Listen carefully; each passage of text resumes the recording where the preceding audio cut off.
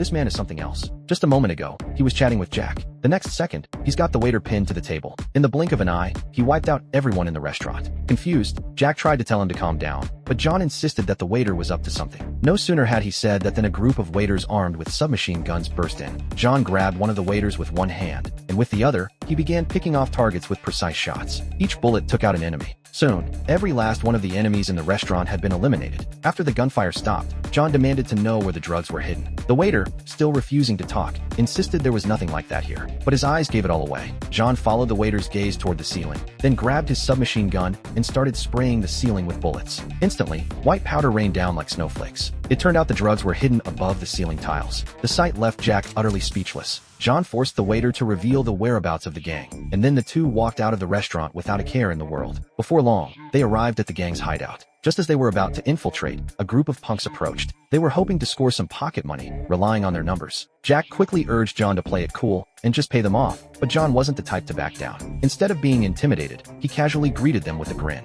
When the punks pulled out their knives, John didn't hesitate. He sprang into action without a second thought. Clearly, years of experience as an operative had sharpened his combat skills to perfection. In a matter of seconds, the punks were left incapacitated on the ground, unable to fight back. Jack was left utterly dumbfounded by what he had just witnessed. Then, the two quietly infiltrated the enemy's base. John, the more experienced one, led the way, with Jack right behind him. They stayed in combat mode the whole time, making their way through a nearby model factory. The layout was complex, with models scattered everywhere, providing them with perfect cover. It turned into the ideal battleground for them. John, wielding a silenced pistol, unleashed a barrage of fire. Before the enemies could even pinpoint his location, they were already dead. After each shot, he quickly moved to a new position. Like a seasoned hunter, John lured the enemies into his traps, picking them off one by one. When he ran out of ammo, he grabbed one of the enemy's submachine guns. Meanwhile, Jack provided cover fire, drawing the enemy's attention while John slipped through and wiped them out. After an intense firefight, the two of them finally cleared out all the enemies.